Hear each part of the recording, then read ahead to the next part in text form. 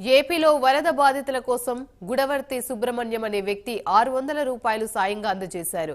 తనకు పవన్ కళ్యాణ్ స్ఫూర్తి అంటూ ఈ విషయాన్ని అతను సోషల్ మీడియాలో పోస్ట్ చేయగా డిప్యూటీ సీఎం కార్యాలయం స్పందించింది. నిస్వార్థంగా ప్రజల కష్టాల కోసం ఆలోచించి ముఖ్యమంత్రి సహాయ నిధికి అందించిన 600 రూపాయలు చాలా విలువైనవి.